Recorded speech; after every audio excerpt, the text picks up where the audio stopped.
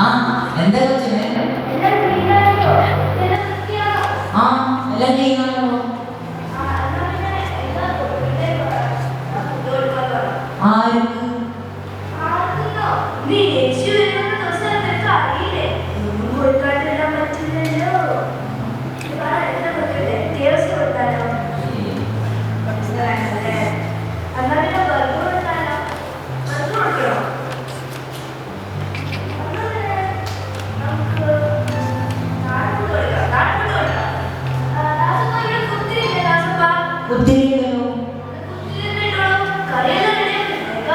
ആർക്ക്?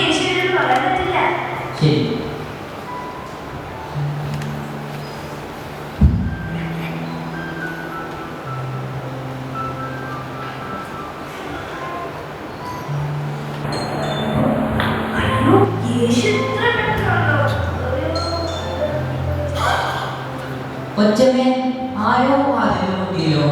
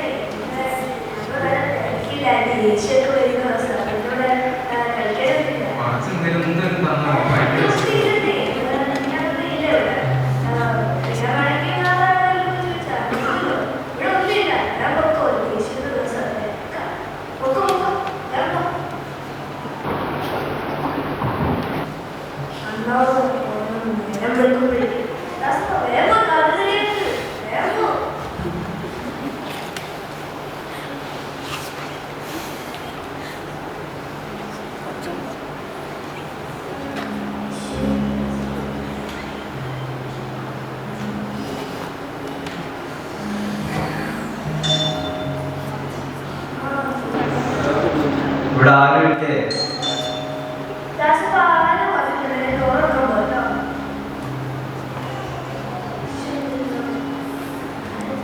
ഞാൻ ദൂരത്തുനിന്ന് നടന്ന് നടന്ന് വയ്യാണ്ട് ഭയങ്കര കുറച്ചുകൂടെ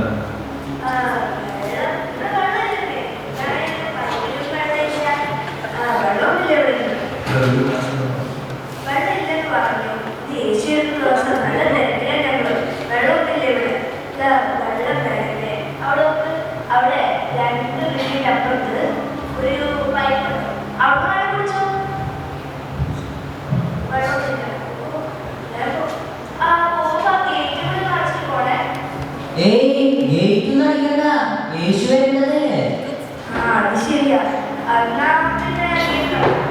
യേശുവിനെ കാത്തിരിക്കുന്നവരാ ഒരു ഗ്ലാസ് വെള്ളം തരാൻ മനസ്സിലാക്കാം.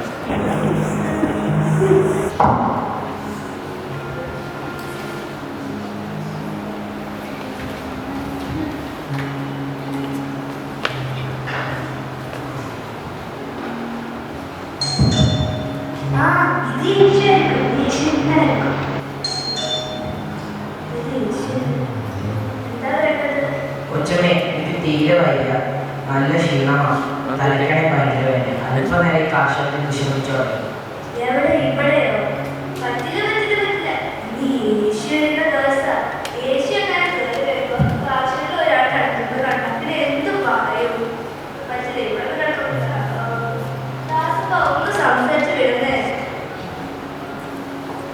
ചേട്ടാ ചേട്ടന് വയ്യാലേ? അവിടെ വയ്യാത്തവർക്ക് പറ്റിയ സ്ഥല ഹോസ്പിറ്റല്, അവർക്ക് വേഗം പോക്കോ. പറ്റില്ലാന്ന് യേശു വരേണ്ടതാ.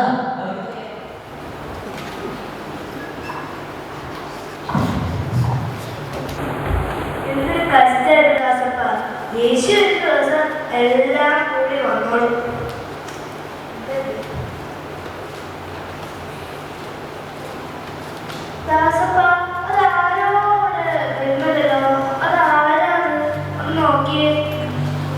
യേശുവാണെന്ന് തോന്നുന്നു.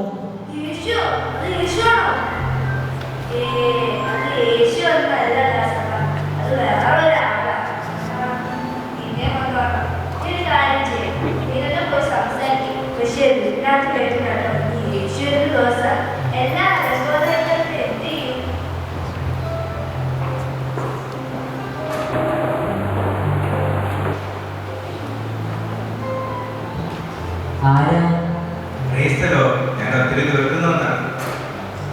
കേട്ട് പോകാൻ കരുതി. പറ്റില്ല പറ്റില്ല, ഇന്ന് യേശു വേണ്ടതാ. യേശുദാനെ പറ്റി ചില കാര്യങ്ങൾ പറഞ്ഞാൽ പറ്റില്ല സഹോദര, സഹോദരൻ പോയിട്ട് പിന്നെ വാ. പറ്റില്ല. പോയോ? പോയി. നിനക്ക് യേശുവിനെ കണ്ടാൽ പോലും അറിയില്ലെന്ന് പറഞ്ഞാൽ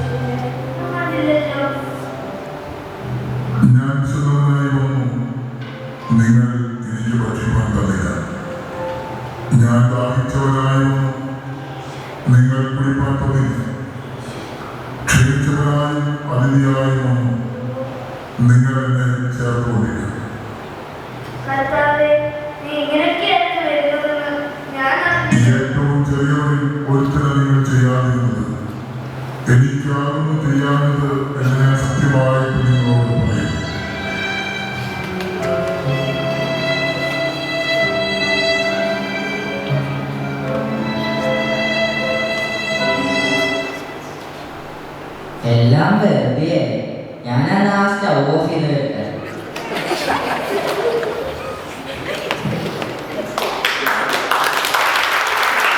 വരാനായിട്ടിടയായി.